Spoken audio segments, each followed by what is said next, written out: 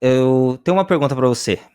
Tá Pergunta. acontecendo aqui em São Paulo o The Town, né? O evento que junta um monte de cantores, artistas aí em vários palcos. Seria o equivalente ao Rock in Rio de Ah, São eu Paulo, né? ouvi falar, inclusive, que tem banheiro, que a Sabesp, que cuida da. A Sabesp fez banheiros para o Detal, não é mais banheiro Fizeram, químico. Olha fizeram só. banheiros, assim, fizeram Banheiro. Parabéns, latrinas. parabéns à organização do Segundo o primeiro Detal. século, latrinas. Latrinas, ok, ok. Inclusive, tem um Mano, episódio do eu The jamais ia Chosen. conseguir. Do The Chosen? É The Chosen que Jesus constrói uma latrina. É bem legal, cara. É bem Caramba, legal. mano. É bem Velho, legal. eu jamais conseguiria fazer. Cara, como é que o pessoal conseguia antigamente fazer no banheiro público de Roma, né? Que a galera Cara. literalmente fazia reuniões fazendo o número 2, cara. Exato. Como é que não travava o furico, Não, mano? não. E Furico é palavrão? Desculpa, gente. Furico. Foi mal, desculpa. o, a parte escritora. Não, cara, como é que libera? Eu não sei como é que o pessoal em Roma conseguia. E Não, resolviam negócios, e a cara, ali. esponja que eles usavam pra poder tirar Pois é. Nossa, Deus É do terrível, céu. cara. Enfim, ainda bem Terrível. que evoluiu. Obrigado, É, saneamento básico. É nóis. Mas obrigado, enfim. obrigado. A gente agradece aqui a Sabesp. Então, tem um detalhe. Tá, o que que E, tem o e detalhe? eu fiquei pensando, né? Pô, é muito legal você estar vivo na mesma época que um monte de artistas, cantores que você gosta, que você vê que é super talentoso, talentosa. Só que eu fiquei Gosta? pensando. Oi? Não, eu nunca parei pra pensar sobre isso. Não, Mas enfim. eu parei pra pensar. Ah, Tipo, ah, ver um tá com. show. O Ah. quê? Não, eu ia dizer que tu tá com tempo aí. Eu tô... Foi domingo à noite ali, todo mundo já Tá tinha ido valendo. Não, dormir, aí não eu tem tava mais sai de assistindo o baixo, não tem show. mais sai de baixo, tá certo. Exato, então tá Exato. tranquilo. Ok, ok. Mas aí eu fiquei pensando, cara, qual artista que eu costumo ouvir, que eu gostaria, que já não é mais possível assistir um show, mas que eu gostaria de assistir um show? E é essa a minha pergunta pra você. Porque eu tenho um artista assim que eu fico muito triste por não ter a oportunidade de assistir um show dele. Cara, eu não sou um cara muito ligado nessas coisas, assim, tá ligado? Assim, tipo, eu não tenho uma banda que. Ó, a banda que eu mais acompanho por alto é Imagine Dragons. Gostaria de ir Bom. no show deles, eu sei que eles vão vir pro Brasil, mas não sei, acho que não vai rolar. Aliás, nem vai, porque eu não comprei ingresso, já deve ter acabado.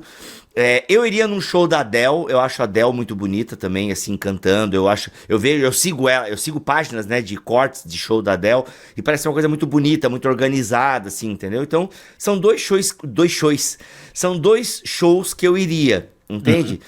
E, cara, em nacional, eu adoraria ir num show, assim, de um Jota Quest sentado numa mesa, um garçom me servindo umas porções, uma Mas água com não, mas de gás. um Não é artista essa? que você não teria mais a oportunidade de ver.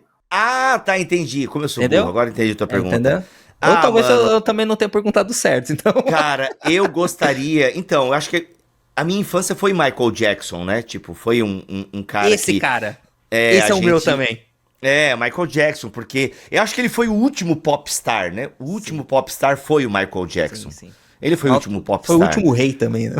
Exato. Então, assim, é porque pra galera que hoje é difícil a galera entender isso, né? Mas é um tempo que não tinha rede social, né? Era quando a gente parava o Fantástico pra ver o novo clipe dele.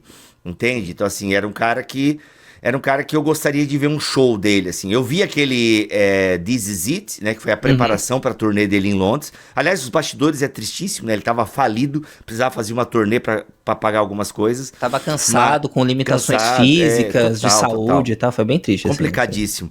Mas ele foi um cara que eu gostaria de ver um show, assim, entendeu? Um cara que. Cara, eu comecei a ver o filme do Elvis também. Acho que foi um baita de um artista também. Nossa, é bom mesmo. É bom. Então eu iria, acho que nesses dois, assim. Eu sei que são clichês, mas é como eu não sou um cara muito da Sim. música, eu acabo indo no clichê. Não, eu respondi Michael, por quê? Porque a minha família, por parte de mãe, ela é aficionada no Michael Jackson. Ah, é? Aficionada, assim. Ao ponto de eu ter um tio de segundo grau, alguma coisa assim.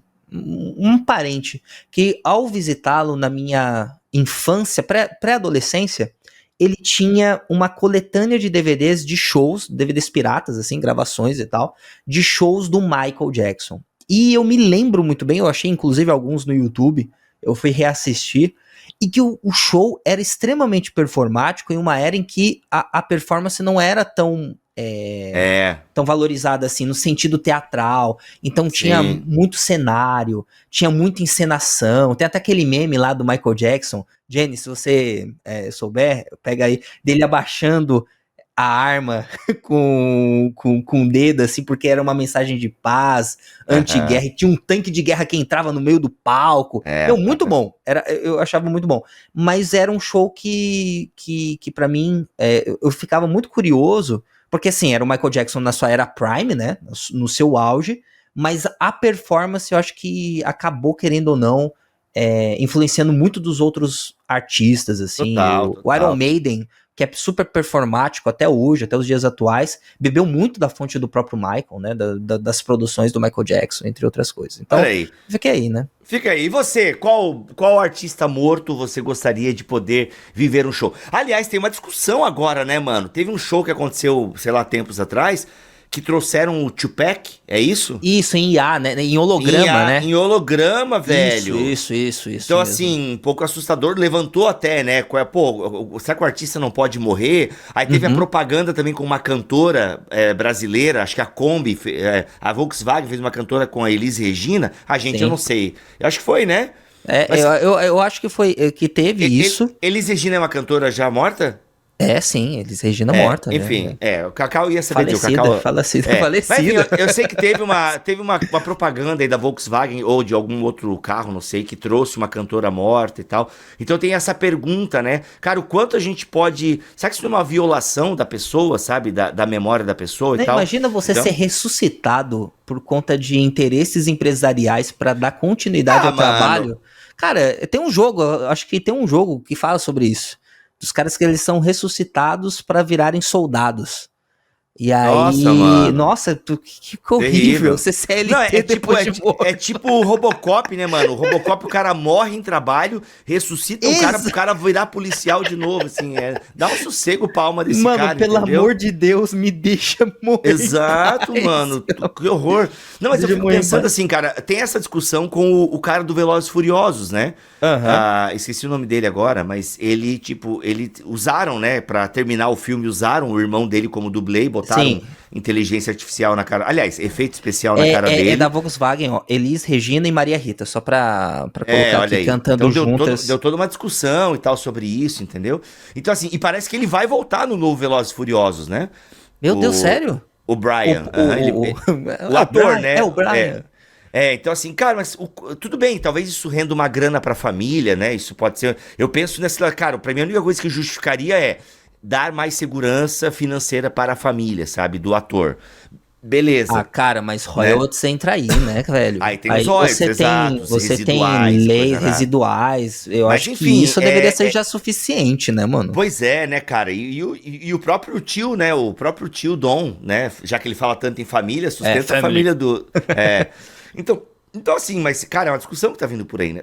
Whatever. Então... O nosso assunto aqui é o seguinte, é outro. Mas, ó, você, qual ator, qual cantor, enfim, que você gostaria de ver presencialmente que não está mais entre nós? Eu falei os vivos, né? Mas você tem que falar morto. Tem que falar morto. Tem que falar... Você falou Michael Jackson, você falou... Falou o Michael Jackson, que pode estar vivo, né? O Elvis, pode estar vivo. Que pode Elvis estar vivo morreu, também. Que também pode estar vivo.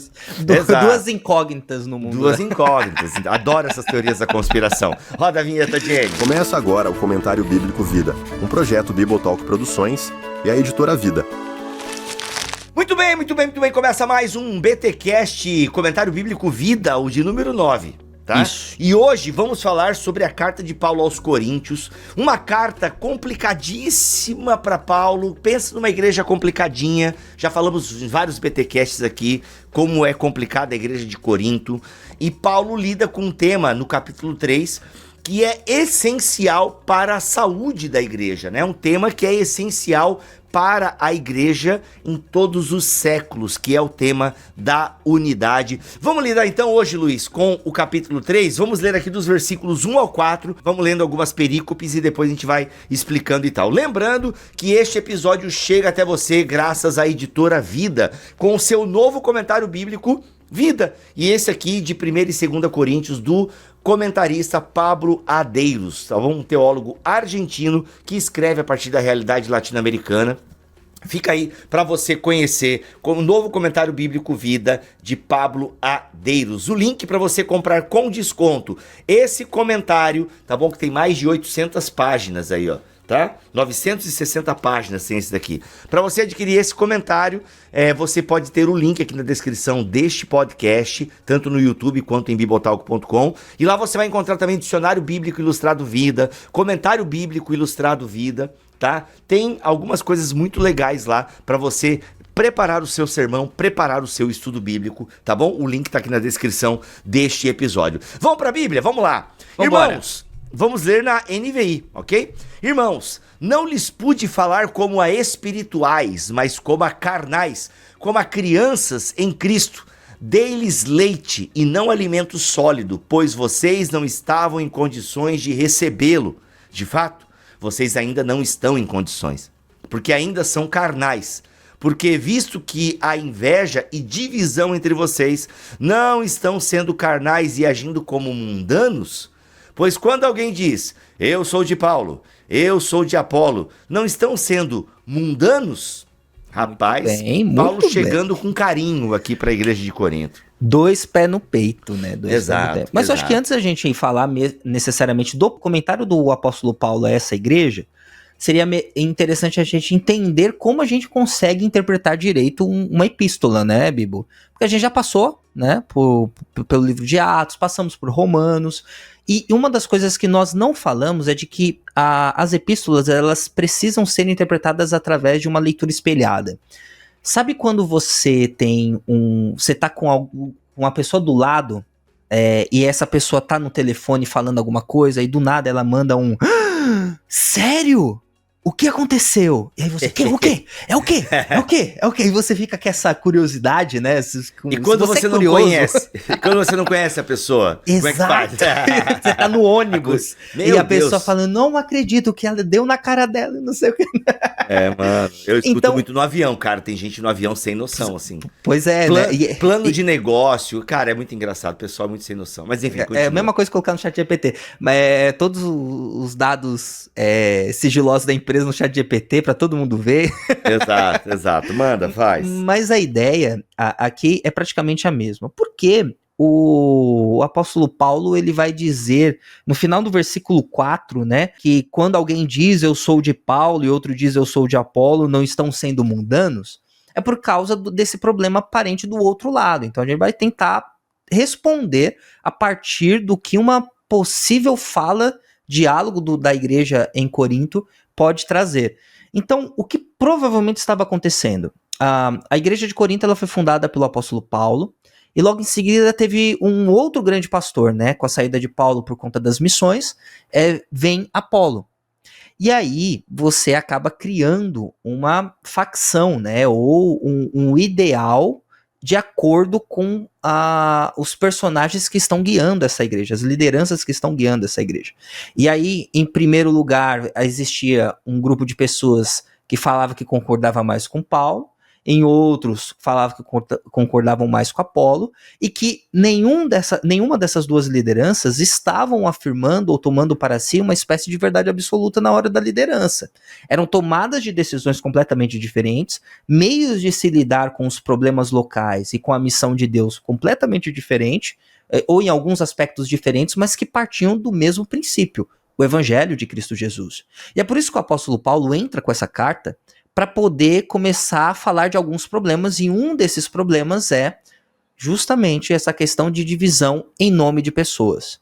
E ele mesmo vai se colocar aqui como um cara de, vocês não falem em nome de mim. Por quê? Porque a partir do momento que vocês tiverem a consciência livre de falar em nome de homens, vocês estão sendo mundanos. Ou seja, a divisão aqui, especificamente, né, essa desunião que estava acontecendo na igreja de Corinto, é um sinal de imaturidade, e imaturidade em fé. E por isso que é necessário... também, né? Não é só imaturidade. Exato. Carnalidade. Opa, desculpa, chutei a mesa aí, saiu, desculpa aí, galera, mas é que não é só imaturidade, né? Que é uma coisa... É claro que imaturidade na Bíblia é uma coisa muito séria também. Agora, carnalidade, e imaturidade até às vezes pode ser um sinônimo de carnalidade também, né? De imaturos, né? Agora, porque é esse lance de você leva a carnalidade. Com certeza a imaturidade espiritual leva a carnalidade. Porque Exato. o autor aos Hebreus vai trabalhar isso também. Isso. Né? Vai trabalhar essa ideia. Mas o que me chama a atenção aqui, primeiro que Parece que é normal.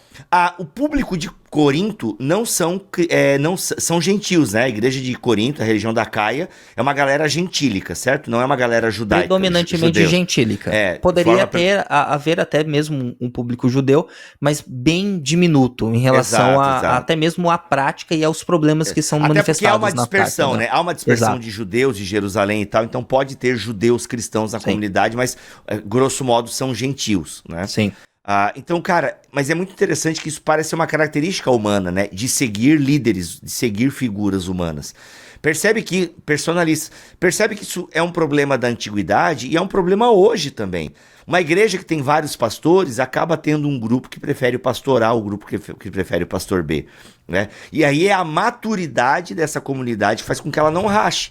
Mas, cara, é muito comum. Por exemplo, eu já congreguei numa igreja que tinha, sei lá, 5 pastores. E a gente tinha uma preferência. Que bom que ele vai pregar hoje.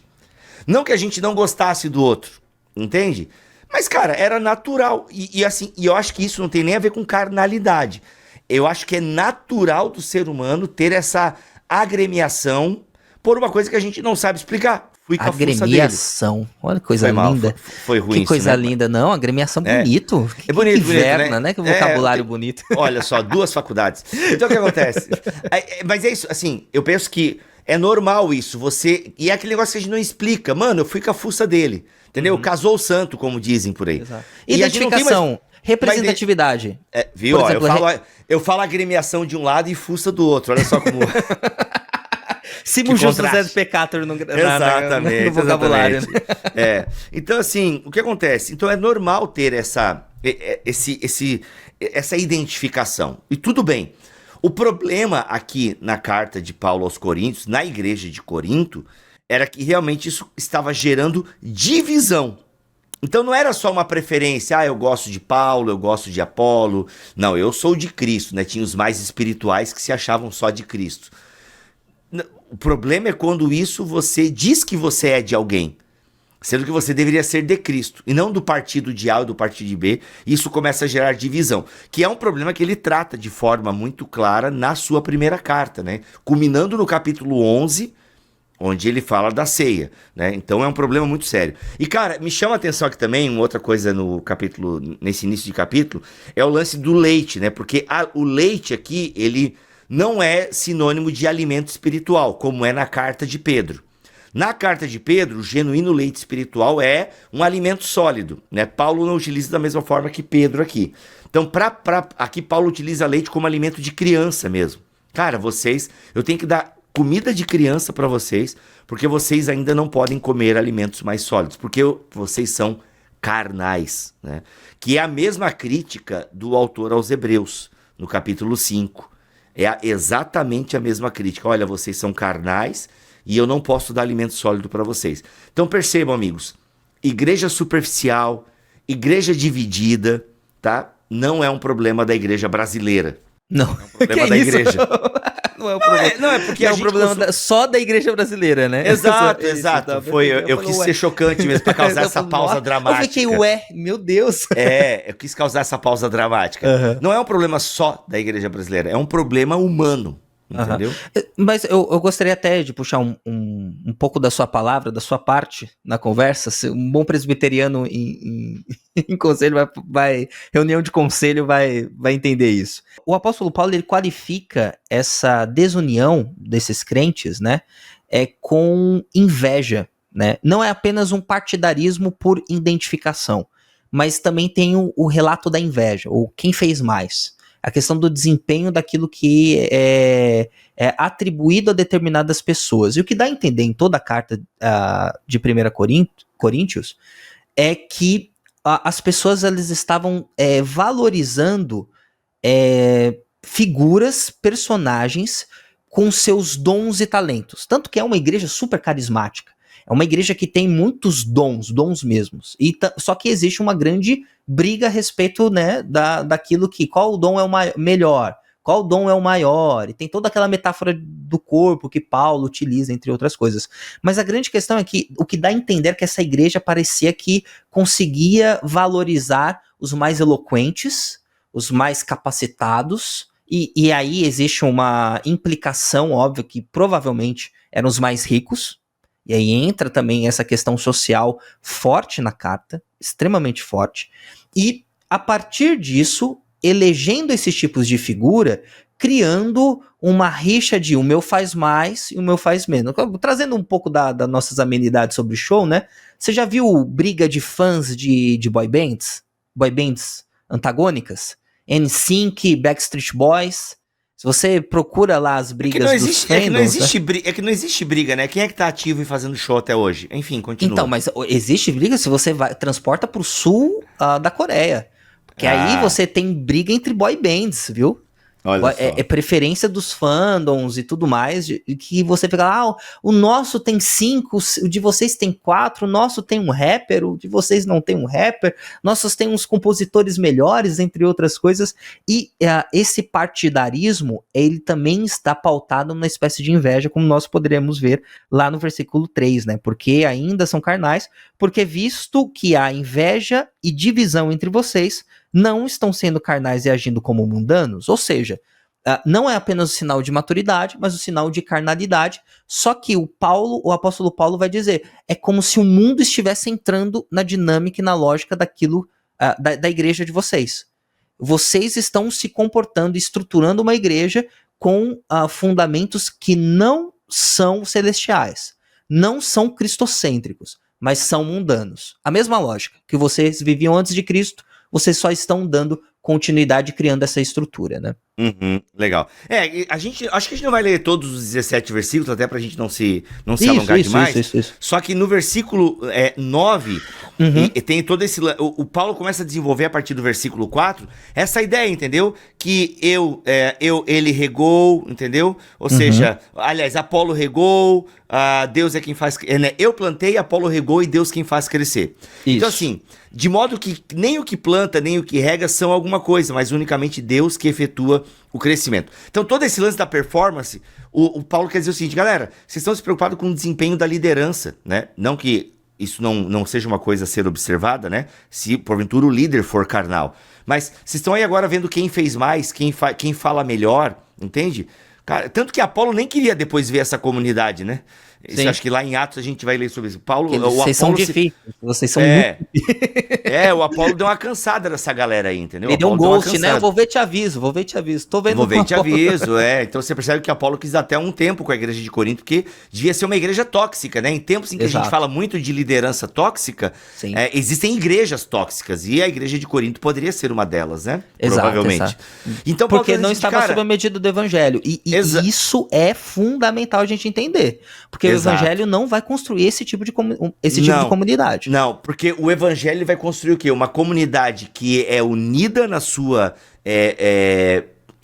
pluralidade de indivíduos, e o foco não é o líder, né? O foco é Deus que dá o crescimento. Cara, não à toa você não vai ver Paulo chamando um outro presbítero ou um outro apóstolo de tipo o apóstolo, o presbítero, o bispo. Chama de irmãos, cooperadores, até para dar essa nivelada na galera, entendeu? Gente, é todo mundo cooperador aqui. E quando os chama para chancelar a autoridade que eles têm como servos de Deus para aquela comunidade ao qual ele está se referindo.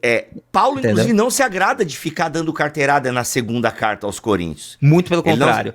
Ele não se agrada. Teremos o nosso o BTcast Comentário Vida sobre 2 Coríntios, e 2 Coríntios é a carta mais pessoal e pastoral do apóstolo Paulo. Então a gente vai falar sobre isso no próximo episódio, agora em outubro. Sim. Mas então, assim, é muito legal a gente pensar que o foco é Deus que dá o crescimento. Aí ele fala no versículo 8, 8 e 9. O que planta e o que rega tem um só propósito, e cada um será recompensado de acordo com o seu próprio trabalho. Exato. Ou seja, deixa com Deus, julgar o nosso trabalho. Não vocês, Deus há de julgar o nosso trabalho.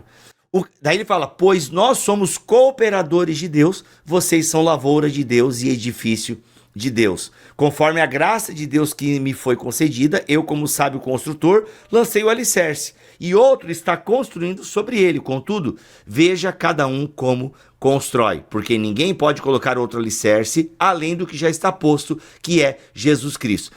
Paulo não está dizendo o seguinte, olha, ninguém mexe no que eu estou fazendo, hein?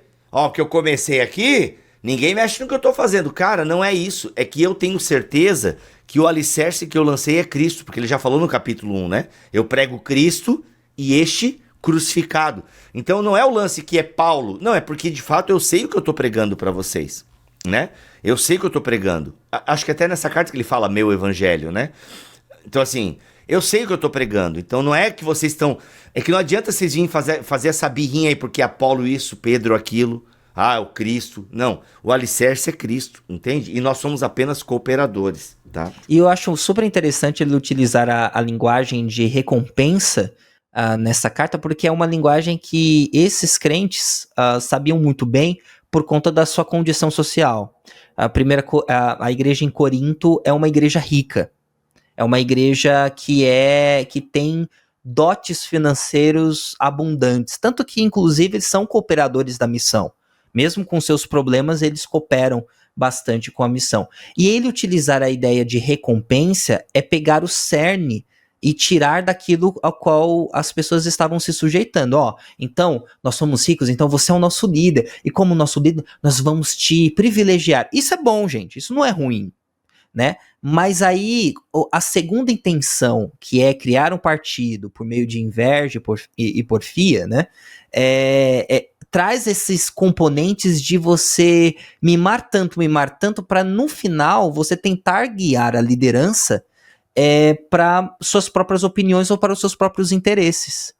E aí ele vai falar sobre recompensa para dinamitar essa lógica de falando, a recompensa quem dá é quem? É Deus, é o próprio Senhor, é o próprio Cristo. E, inclusive, a recompensa de um bom líder, como ele vai colocar ali no versículo 14, ele vai utilizar uma ideia refletida, né?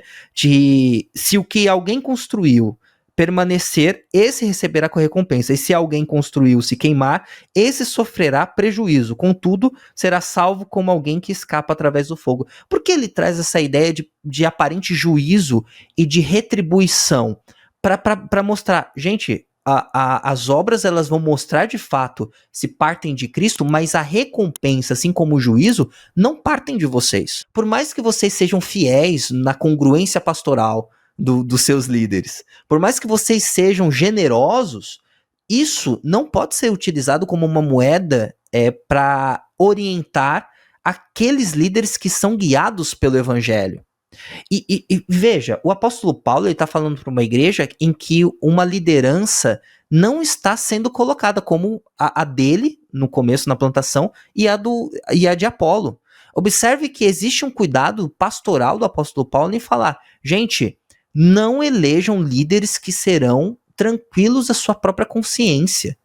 Esses líderes, o futuro líder que irá atuar na igreja, na administração desses problemas, os futuros líderes, precisam estar sob a medida do evangelho. Por quê? Porque eles trabalham a partir de outra ordem. Não é a ordem mundana, não a ordem carnal, mas a ordem do evangelho, a ordem de Deus.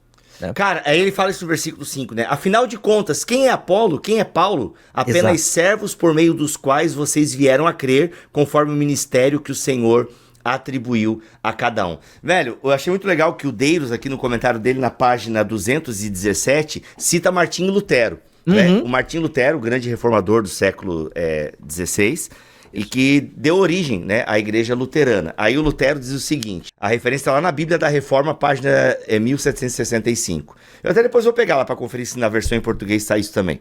Tá, vamos lá. Martinho Lutero diz o seguinte, rogo-vos, pois, que deixem meu nome em paz. Portanto, não chameis a vós mesmos luteranos, mas cristãos. Quem é Lutero? Minha doutrina não é minha. Eu não fui crucificado por ninguém. Como, pois, beneficiaria a mim um miserável saco de pó e cinzas, dando meu nome aos filhos de Cristo? Cessai, meus queridos amigos, de apegar-vos a esses nomes de partidos e distinções. Fora com todos eles, e permiti que chamemos a nós mesmos apenas cristãos, segundo aquele do qual provém nossa doutrina. Tadinho do Lutero. Inocente. Inocente demais. Muito inocente demais. Né? Mal sabia ele que estaria dando início a uma fragmentação estrondosa, né, na Desculpa. estrutura do cristianismo. Não foi ele que deu início a isso não, porque paralelo a ele tava Zwinglio também. Então Não, ele já claro. tava no meio desse problema. Já tava lá, é verdade, Já tava no a meio reforma desse zwingliana é muito paralela a de Lutero em outro Exato. lugar, né, da Em Europa, outro é lugar, muito legal. assim. Lembrando também Martin que tinha... Busser também. Exato, Né? e tinha outros pré-reformadores também, pessoas que já estavam, né, Exato, cutucando exato. a Igreja Católica Romana de dentro e tal. Inclusive, mas é que Lutero levou o nome, né, Lutero levou o nome. É que, não, e levou o nome por quem? Por católicos, né? Então alguém fala, não, porque Lutero deu a base para a divisão de todas as outras igrejas. Gente, ele já estava, no período da Reforma, sendo uma voz dissonante ao outro que também estava defendendo a Reforma protestante na região da Suíça, né? Que era Zwinglio. Então, assim, historicamente falando, a frase ainda de Lutero ainda é um desejo. E eu acho isso interessante, né? Porque boa parte de grandes líderes que têm o evangelho no centro vão falar de uma realidade que ainda não existe. Por exemplo, Paulo está falando para uma igreja problemática para consertar e trazendo o ideal do evangelho para algo que ainda não existe entre eles, né? A questão da maturidade, a questão deles se portarem conforme Cristo Jesus, porque eles sabem que o movimento do Espírito Santo é um movimento de construção.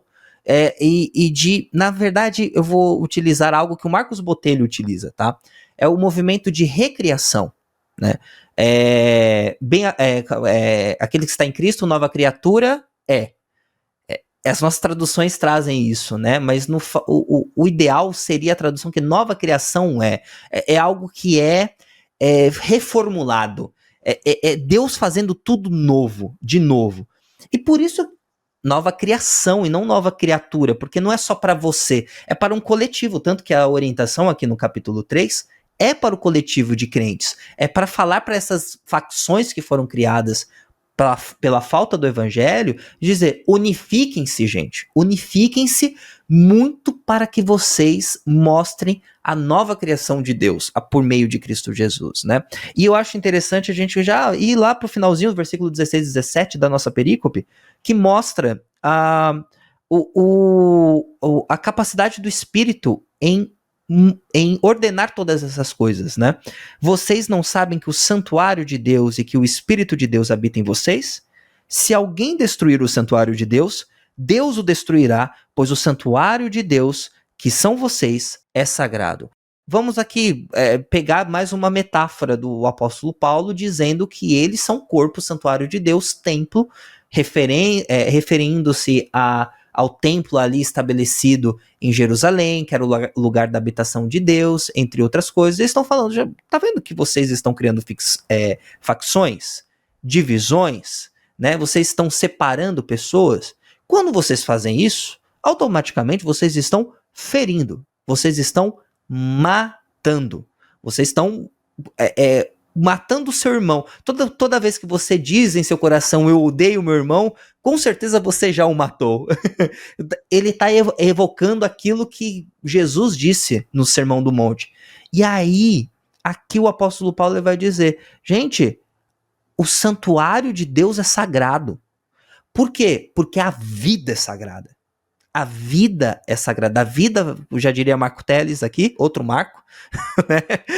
Marco Teles, a vida vale mais. E aí quando a gente pega esse cerne da sacralidade da vida, a gente começa a observar o ambiente da igreja, que somente o evangelho pode nos dar essa consciência, e entender o outro com as suas divergências, não como inimigos, mas como promotores em uma outra perspectiva do evangelho.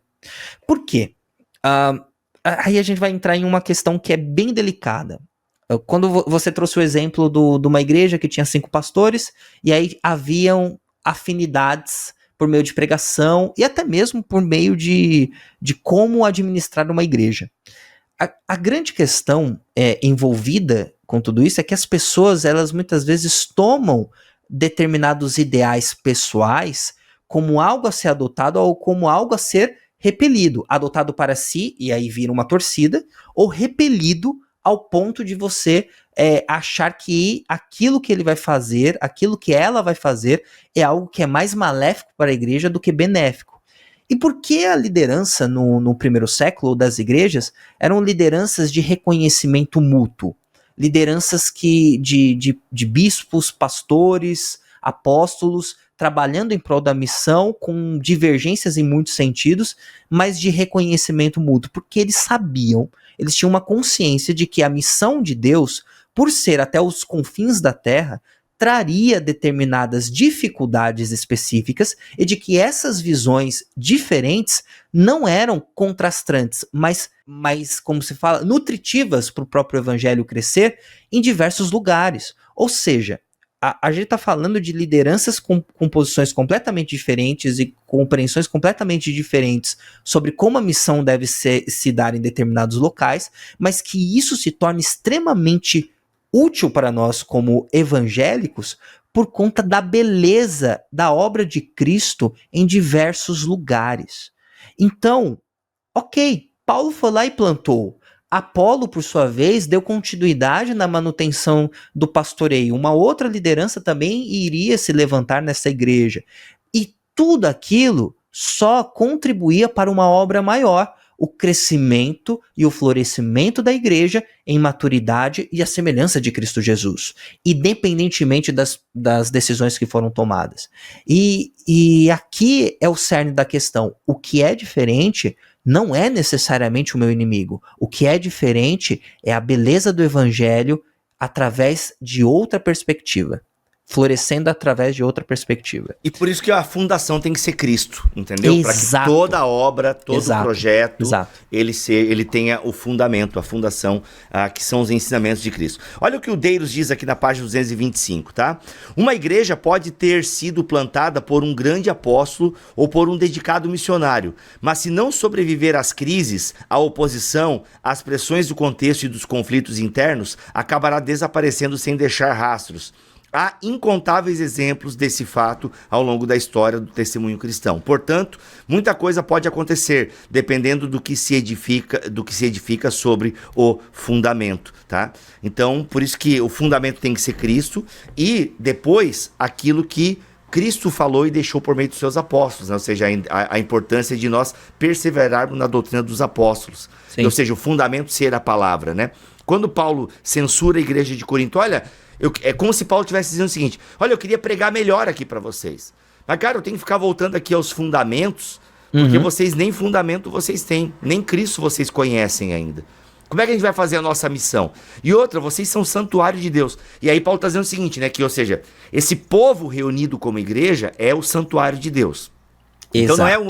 Ainda que no capítulo 6 ele vai dizer que cada indivíduo é templo do Espírito Santo, isso só é possível, né, essa individualidade de ser morada de Deus só é possível por causa do que ele acabou de falar aqui no capítulo 3. Exato. Só por causa disso. Porque é uma família. E quem é membro da família é a casa de Deus e, ao mesmo tempo, morada de Deus dentro de si também. Porque o Espírito Santo habita nesse indivíduo.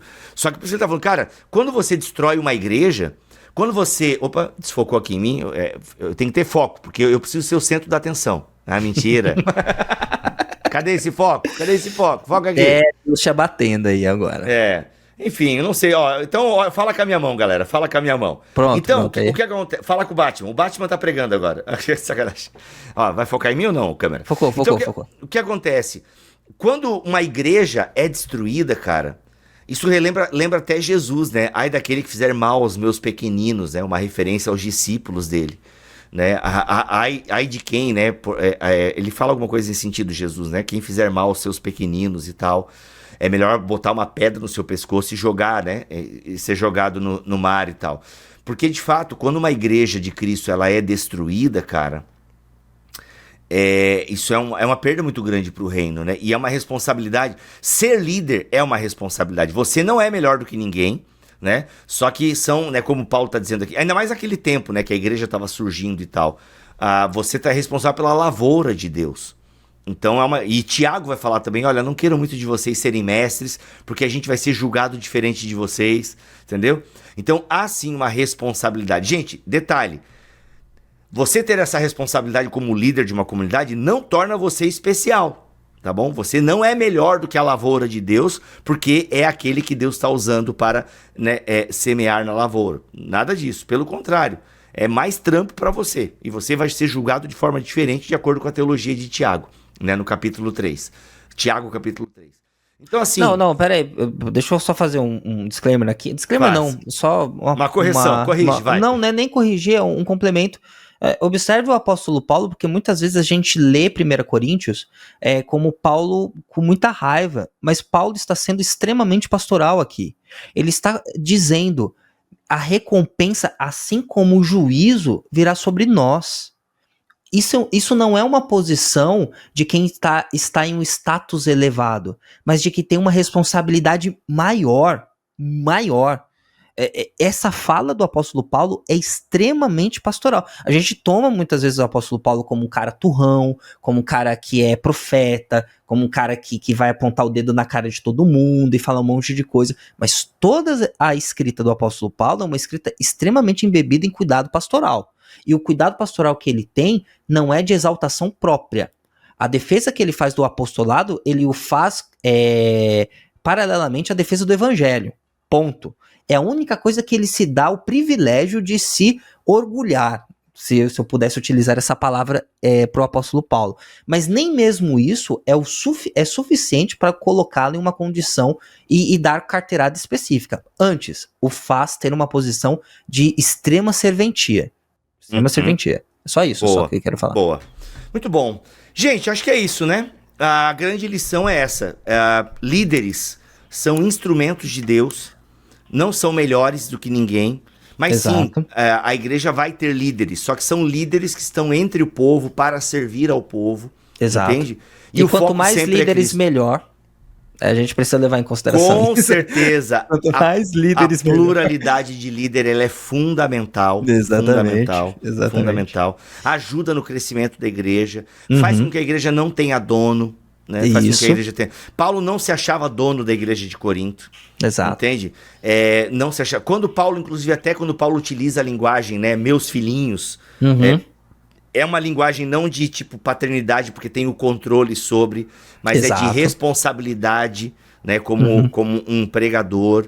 É de amor. É de amor. É mais sobre discipulado. Quando eles chamam, por exemplo, Timóteo de meu filhinho, né? É mais no sentido, não, Timóteo, você tem que fazer o que eu mandar, porque você está debaixo da minha cobertura espiritual. Não é isso também. É orientação, é cuidado, orientação. É uma outra coisa. Exatamente. Então é uma outra parada, galera. Tá? Exato. E por isso que o fundamento é Cristo, tá bom? O fundamento é Cristo, tá? Exatamente. A necessidade de crescer em maturidade, Paulo elenca aqui. A necessidade de ser edificado com maturidade. E depois a necessidade de cuidado com a maturidade. Então, o Pablo Ladeiro separa esse capítulo nessas 3 necessidades da igreja, tá bom? Crescer em maturidade, ser edificado com maturidade e depois ter o necessário cuidado com a maturidade. Até porque é uma igreja habitada pelo Espírito. Isso é muito sério. Tá bom, gente? Para você ter mais insights e preparar a sua pregação e seu estudo bíblico, novo comentário bíblico Vida, 1 e 2 Coríntios, de Pablo Adeiros, tá bom? Da editora Vida, o link está aqui na descrição deste comentário bíblico Vida, tanto no YouTube como também em bibotalk.com. Voltamos mês que vem com a segunda carta de Paulo aos Coríntios, uma carta muito pessoal e teremos vários insights também. A gente vê vocês lá, se Deus quiser. E claro, toda terça-feira tem BTcast aqui em bibotalk.com ou no Spotify, Deezer, Amazon, YouTube. E toda sexta-feira tem BT Papo. Terça-feira, BTcast. Sexta-feira, o BT Papo. Deus abençoe todos vocês e até o próximo vídeo, se Ele quiser assim permitir. Fiquem todos na paz do Senhor Jesus.